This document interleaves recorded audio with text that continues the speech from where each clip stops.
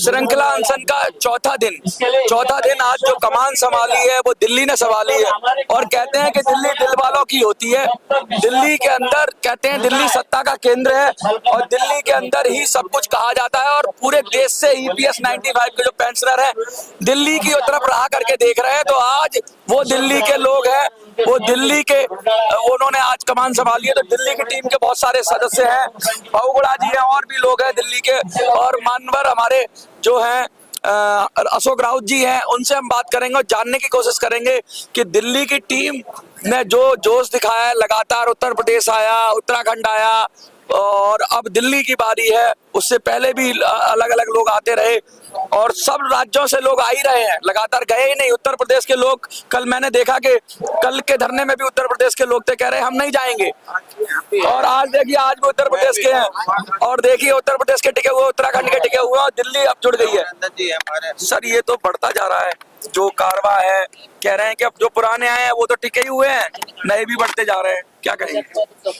नहीं, बिल्कुल आंदोलन बहुत बड़ा हो रहा है और पूरे देश में इसको सपोर्ट है।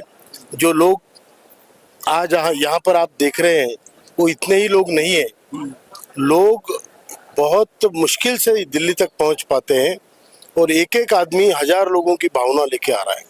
मेरे परिवार में भी कुछ लोग हैं जो EPS 95 के, उन्होंने आज मुझसे कहा कि आंदोलन के दिल्ली का दिन कब है, क्या मैं भी चलूं? तो मैंने कहा आपका स्वास्थ्य ठीक नहीं है, आपके लोग लड़ाई लड़ रहे हैं, आप वहां पे आराम करिए। तो मतलब लोगों को पता है, ऐसा नहीं है कि लोगों को पता है, लेकिन वो स्वास्थ्य के कारणों से और अन्य कारणों से आ नहीं पा रहे हैं। लेकिन अब जो खिल रहा है, जो दिन खिल रहा है, जिस तरह से टेम्परेचर जो है वो बढ़ रहा है, क्या लग रहा है कि अब धीरे धीरे ये बढ़ेगा और सरकार चेतेगी? देखिए, ये टेम्परेचर तो बढ़ेगा ही, आंदोलन का टेम्परेचर भी बहुत बढ़ेगा। सरकार के इसकी गर्मी सरकार को पक्की पता चलेगी। कमांडर साहब, सरकार को पसीना आएगा? वैसे कहते हैं सरकार को आसानी से पसीना आता नहीं है, और आप तो कहते हैं, अक्सर कहते हैं कि सरकार वो होती है जो जैसे कौरवों की माती, उसकी आंख पे पट्टी होती है और जो सबसे बाद में बच्चा बैठा है वो भूखा ही रह जाता है, क्योंकि दूध तो आगे वाले बच्चे पी जाते हैं।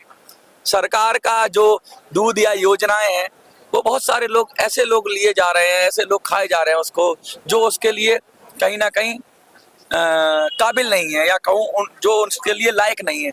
और जो लायक है, ये बात सही है कि गांधारी के आंखों पे पट्टी बंधी है, दुर्योधन दुशासन को बार बार उठा के दूध पिला रही है। जो ताकतवर है वही पी रहा है, जो ताकतवर है वही चिल्ला रहा है तो उसको पहले पी रहा है, जो पीछे रो रहा है उसके तक आवाज भी नहीं जा रही है। जिस दिन गांधारी ये पट्टी खोलेगी तब उसको पता चलेगा कि सही वंचित कौन है और अंत्योदय कहाँ से करना है। गांधी जी कहते थे कि जब तक देश के अंतिम पायदान पे खड़े हुए व्यक्ति को हम सशक्त नहीं करेंगे, जब से सबसे कमजोर को उसके अधिकार नहीं मिलेंगे, तब तक सच्चा लोकतंत्र नहीं आ सकता। और यहाँ तो आप लोग तो बड़े उम्र के इस पड़ाव पर हैं कि क्या ही कहें, और उसमें ना तो शारीरिक क्षमता रहती है और मानसिक क्षमता भी थोड़ी कमी हो जाती है, उतना तरीके से लोग भूलने लगते हैं, बहुत सारी बीमारियां आ जाती हैं। तो सबसे कमजोर तो आप ही लोग हैं। वृद्धजन कहते हैं कि शारीरिक रूप से भी कमजोर हो जाते हैं, हर तरह से कमजोर है, और पैसे से भी अगर उनको कमजोर कर दिया जाएगा तो कैसे जीवन यापन होगा? आपकी बात सही है, हमें कमजोरियां तो है, लेकिन आज फिर भी डटे हुए हैं सारे लोग। जो है ये 80 साल के 70 साल के जवान हैं, और देश का इतना बड़ा मुद्दा जो किसी पॉलिटिकल पार्टी ने उठाया नहीं, किसी श्रमिक संगठन ने उठाया नहीं, वो मुद्दा उठाने के लिए आज ये सब लोग खड़े हुए हैं, मजबूती से खड़े हैं। पूरे देश में इन्होंने इतना बड़ा संगठन बनाया है कि आज ये विश्व का सबसे बड़ा ज्येष्ठ नागरिकों का संगठन है। कमांडर साहब, एक चीज और मैं पूछना चाहूंगा कि जैसे ये वृद्धजनों का आप आंदोलन कर रहे हैं, EPS 95 आंदोलन है, इसके अंदर क्या हो, कैसे हो कि ये पूरे देश का आंदोलन बन जाए? युवा कैसे जुड़े, महिलाएं कैसे जुड़े और लोग कैसे जुड़े, वो तरीका आपको खोजना पड़ेगा। मजदूर तो कल आए थे, मजदूर के नेता आए थे, वो भी जुड़ने की कोशिश कर रहे हैं, तो क्या कोई स्कोप बना रहे हैं उसके लिए? देखिए, स्कोप इसके लिए बनाने की जरूरत नहीं है, ये स्कोप बन चुका है, देश का आंदोलन बन चुका है। अच्छा, अगर आपके घर में एक बूढ़ा EPS पेंशनर है तो आपके घर के जवान भी उसी के भावना के साथ जुड़े हैं। हाँ। महिलाएं भी जुड़ी है। तो ये नहीं हो सकता कि मेरा बाप अलग लड़ रहा है और मैं अलग लड़ रहा हूँ। ये तो पूरे ये मुद्दा ऐसा बन चुका है, वो घर घर का मुद्दा है। हर आप अगर सर्वे करो, हर तीसरे चौथे घर में आपको ईपीएस का आदमी मिलेगा। आप किसी से भी पूछो, हाँ, किसी, मेरे घर में खुद है तो मैंने हाँ, कहा, किसी से भी पूछो, किसी का मामा ताऊ तो कहीं ना कहीं होगा ही होगा। कहीं ना कहीं। ये इंडस्ट्रियल सेक्टर है भारत का। हाँ। सरकारी कर्मचारी बहुत कम होते हैं जो सरकार का योजना चलाते हैं या देश चलाते हैं, वो उनकी संख्या बहुत कम होती है। जो इंडस्ट्रियल वर्कर्स है, जो प्राइवेट में है, सेमी गवर्नमेंट में है, बड़ी बड़ी इंडस्ट्रीज में, पीएसयूज में, उनकी तादाद बहुत बड़ी है। ये मुद्दा ये ओपीएस एनपीएस से भी बहुत बड़ा है।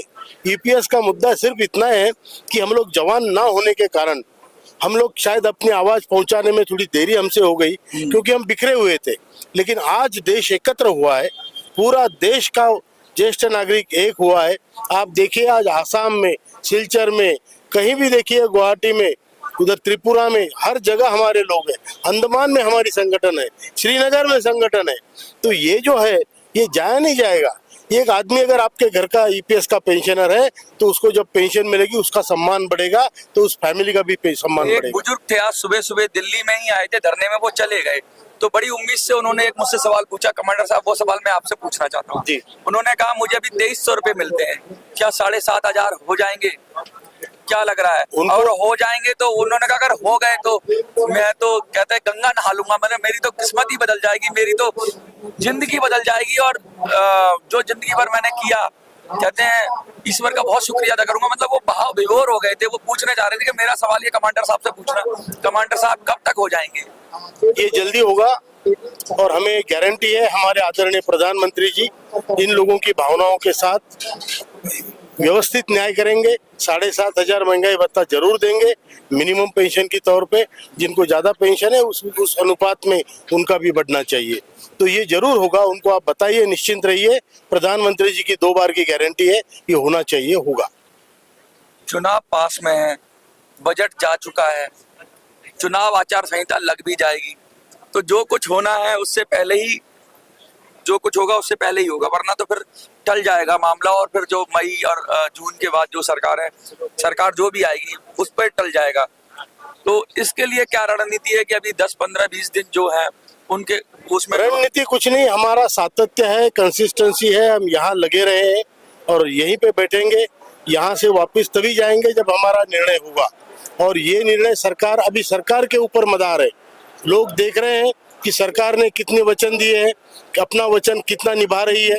2012 से सरकार ने वचन दिया है कि हमारी सरकार आएगी तो 90 दिनों में करेंगे। 10 साल हो गए हैं, 12 साल हो गए हैं, अभी तक कुछ हुआ नहीं है। सरकार को 10 साल हो गए, अभी तक कुछ हुआ नहीं है।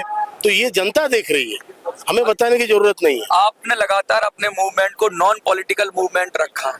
अब तक ऐसा देखा जा रहा है कि किसी पार्टी के सब तरह के लोग आते हैं, लोग कहते भी हैं, बीजेपी के भी हैं, कांग्रेस के भी हैं। क्या लगता है कि कोई स्टैंड लेंगे आप लोग? कुछ लोग कहते हैं वोट की चोट करेंगे, ये करेंगे, वो करेंगे। तो बहुत सारी पॉलिटिकल पार्टियां इतना बड़ा वोट बैंक देख रही हैं, उनकी नजर में है कि भाई मिल जाए ये वोट बैंक, तो उसके लिए उस तरह का भी सोच रहे हो, उसको कैसे हैंडल करेंगे? नहीं, देखिए, हमें तो आशा है कि हमारा काम होगा। अगर हमारी जीत, मैंने कल भी कहा था, हमारी जीत सरकार की जीत होगी और हमारी हार सरकार की हार होगी। कमांडर साहब एक सवाल और, दबी जुबान में कुछ लोग ये भी कह रहे हैं कि जब सरकारी अमले से वो बात करते हैं तो सरकारी अमला कहता है आपके वोटों की फिक्र ही नहीं है हमें, कितने होंगे आप, 1,85,00,000, ठीक है, वो इस तरह की बातें कहते हैं। और मतलब उनकी अकड़ बहुत है जो ऊपर वाले हैं। कुछ दबी जबान में लोग बता रहे हैं कि भाई जो ऊपर की जो लीडरशिप है वो कहती है हमें तुम्हारे वोटों की जरूरत नहीं है। ऐसे लोगों को क्या कहना चाहेंगे? मोदी जी ने तो ऐसा नहीं कहा। मैं ऐसा नहीं कहूंगा। जो लोग अगर इस तरीके से कोई बात करता है तो इसका मतलब ये है कि वोटों के लिए वो राजनीति करते हैं। वोटों की राजनीति नहीं होती। सच्चाई की राजनीति जो होती है वो श्री कृष्ण भगवान ने खोजा हुआ एक शस्त्र है, बिना शस्त्र लड़ने का। और इसीलिए श्री कृष्ण को हम भगवान मानते हैं कि बिना शस्त्र के डिप्लोमेसी से जो किया जाता है उसे राजनीति कहते हैं। वो नीति है, वो नीति है, बिगर खून बहाए। और अगर कोई वोटों की बात करता है तो वो स्वार्थी मतलब का कहना हुआ। लेकिन मैं ये कहूंगा कि सरकार वो होती है जो सबसे निचले पिछले वर्ग को, वो चाहे संख्या में कम हो, तो उसको गले लगाए, वो होती है सरकार, वो होती है राजनीति। और उसी को साथ में लेके, सबको साथ में लेके जो चलेगा उसी के विजय अंत में होता है। ये जीतना हारना, देखिए वोट बैंक ये कोई एक मापदंड हो सकता है, लेकिन यशस्वी होने का मापदंड वो है कि जहां जनता के सारे अंग खुश रहे, सारे समाज के लोग खुश राम रहे। राज्य की बात कर रहे हैं। राम राज्य की बात नहीं भाई, व्यवहार की भी बात है। पैसे भरे यार इन लोगों ने, हाँ, ये बनता है, हक बनता है। पैसे भरे हैं, पैसों का हिसाब तो होगा। क्या सिर्फ आप अपनी चलाएंगे? बड़ा पहलवान हुआ तो क्या छोटे छोटे बच्चों को थप्पड़ मारते फिरेगा? नहीं चलेगा ये नहीं चल सकता। ये आप सिर्फ जीत की बात नहीं करेंगे, अरे लोगों को तो जीतोगे आप, कैसे भी जीतोगे, रेवड़ियां बांट के जीतोगे। दिल जीतो, दिल और जीतने दिल की बात जीतो। हो रही है। दिल्ली जब टीम एक से कौन- मुद्दे का दिल जीतोगे तो 10 आदमी का दिल आपके पास आएगा। दिल्ली टीम से इधर आ जाइए जरा। क्या लग रहा है, आज तो आप लोगों ने कमान संभाली है, बहुगुणा जी आप सब लोगों ने कमान संभाली है, क्या लग रहा है? हम जीतेंगे। और हम लोगों का इतिहास रहा है कि मजदूर जो है ना आज तक लड़के ही संघर्ष करके सारे कानून बनाए हैं और सारा अपना हक हकूक जो है ना संघर्ष से लिया है मजदूरों ने। भाई मिनिमम वेज की लड़ाई हम लोगों ने लड़े हैं, पेंशन की लड़ाई हम लोगों ने लड़े हैं, पीएफ की लड़ाई हम लोगों ने लड़ा है, क्योंकि बहुत सारे जगह जो है जब पहली क्रांति हुई थी तो उसके बाद जब फौज निकली थी मेरठ से तो पहला कब्जा दिल्ली पे करने के लिए निकली थी और दिल्ली पे आ गए थे वो, उन्होंने कब्जा कर लिया। तो अब दिल्ली वाले तो यही हैं, क्या करें, क्या कब्जा करेंगे? मुझे पूरा विश्वास है कि ये संघर्ष हमारा सफलीभूत होगा और हम जो है ना संग लेके रहेंगे। ये अपना पेंशन जो है ना बढ़वा के रहेंगे। जब ये पेंशन का कानून बना था उस समय ही ये बना था कि इसमें जो है ना महंगाई के अनुसार जो है ना अमेंडमेंट होगा, ये बढ़ेगी, क्योंकि पेंशन हमारी बढ़ेगी, उतनी नहीं रहेगी जितनी है, लेकिन एक निरंकुश गवर्नमेंट है, सरकार है जो बार बार हमारे लीडरों को बुलाकर आश्वासन देती है कि अब कर रहे हैं, अब कर रहे हैं। मोदी जी से भी 2 बार हमारे जो है ना अध्यक्ष जो इस एजिटेशन को चला रहे हैं रावत जी मिल चुके हैं या हमारी सारी टीमें मिल चुकी है, बार बार यही आश्वासन देते हैं कि अब बढ़ा रहे हैं, इनको बढ़ाना पड़ेगा। और आप कह रहे थे एक वोट की जीत होती है, लोकतंत्र में एक वोट होता है, एक वोट जिसका आगे हो गया वो जीत जाता है। आपको मालूम है कि अभी लोग 200 वोटों से एक तो 145 वोट से क्योंकि हारा है, तो बहुत हम लोगों के पास हाँ एक वोट की बहुगुणा जी आज तो आपकी टीम ने मोर्चा संभाल लिया है, ये सब व्यवस्थाएं करना, परमिशन लेना, लोगों को रुकने की व्यवस्था।